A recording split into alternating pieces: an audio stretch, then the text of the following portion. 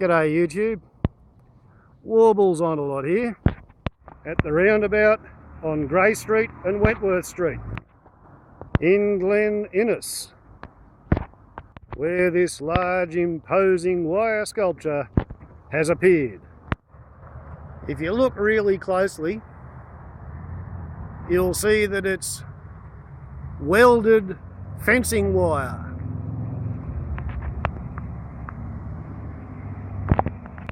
If you look inside it, you can see there's an array of LED lights.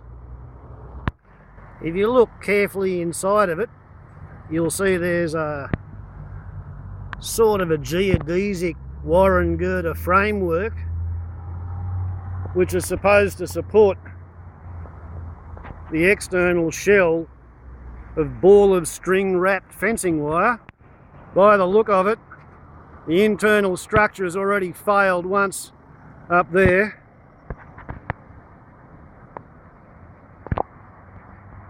And again there, leading to deformation of the profile. Anybody possessed of Allen keys can figure out how to enter the hatch. And the story is that my council, the Glen 7 Council, GISC, they paid $35,000 for the construction and the erection of this fencing wire sculpture in the middle of a roundabout to block the view. $35,000, and that was just to have it built. Then there was the crane to have it put here. And before that, I am hearsay-based informed that the total bill for figuring out what they wanted to do and having multiple meetings and assessments and committees to review the assessments of the committees, we're looking at between $150,000 and $200,000 worth of council's money. If we just look at the $35,000 commission paid to the man who built it, my rates are $576 a year, so that thing there is 60 years worth of my rates contribution to fixing the potholes. And it is not as if the Glen roads are suffering any shortage of potholes.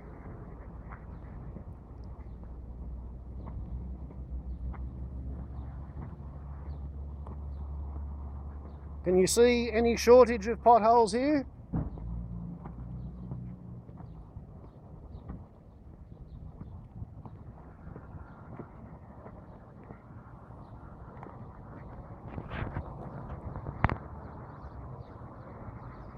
$35,000, maybe another $150,000 to decide to put it there and have it erected and connected to the electricity grid.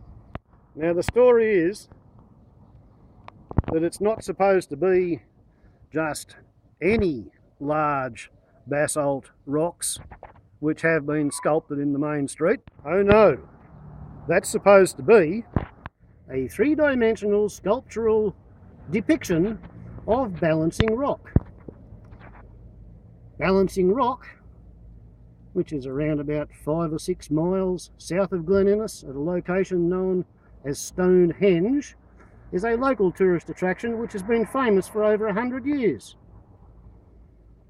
That discoloration and spalling at the base of the top rock, that was caused by celebrating servicemen from the Glen Army camp in 1943 or 44, New Year's Eve. And they went out there with some explosives and tried to unbalance Balancing Rock. But anyway, do you think that there's any sort of a similarity to this thing? Try again. Balancing Rock, 2 elephant turds sculpted in wire. Balancing Rock, sculpted elephant turds. Balancing Rock, sculpted elephant turds. Balancing Rock, looking northeast. Sculpted elephant turds, looking northeast.